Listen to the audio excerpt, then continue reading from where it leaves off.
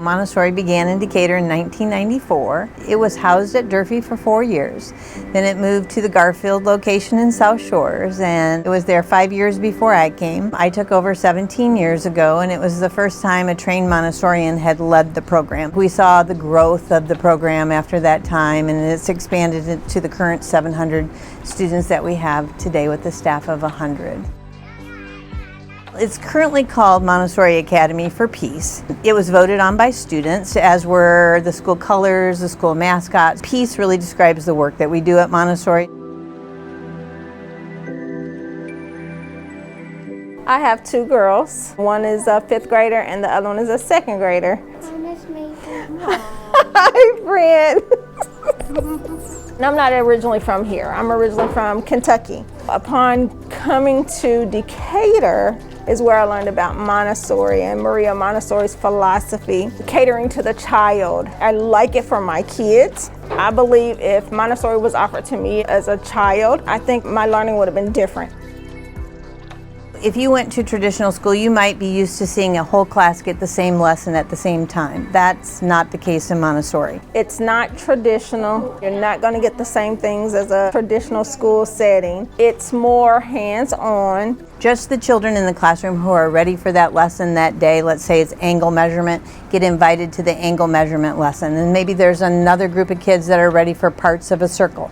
They'll get invited to that lesson. So children get invited to what they have shown competence and where they're ready to grow, and can move through our curriculum at their own pace. There are people spread throughout the entire workspace. They're usually some at tables, most on the floor. They have rugs in front of them. You don't see any desks, chairs, the typical accoutrements of a classroom. It looks very different in that way, and sounds very different. The kids, when you listen in on their conversations, are talking about what they are doing at the time. They're always focused on what's in front of them.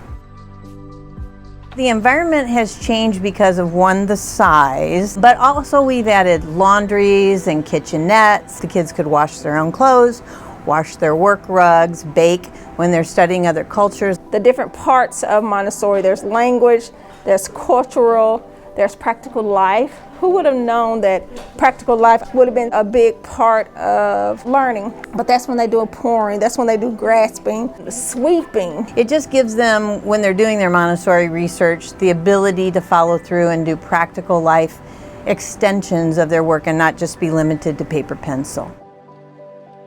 There's a lot of new things. We now host our own athletic contests in our building. We have 2 beautiful gyms. We have 15 athletic sports. We have lots of clubs like 4-H sewing, 4-H cooking. We have art club, chess club, robotics club. A brand new club this year called Student Voice, which is like a student council. I help out with the parent-teacher organization, and I also volunteer. They have common areas where they can lay out really large works that before used to be in our hallways. We have our own cafeteria, lots of upgrades, really appreciated by the students.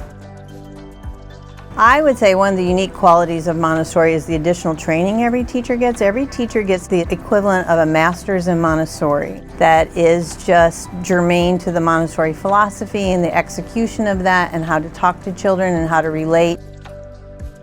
Montessori has always been available for those who could afford it in private settings in big cities and small towns throughout the world. But to have it available free on a scale like this is a blessing and a gift, and it's the result of a lot of people's hard work. We're very fortunate that it's part of our public school system. It does help out tremendously. For Montessori to be part of the Decatur public school system is a very fortunate program, and I'm so lucky to have my kids be part of it.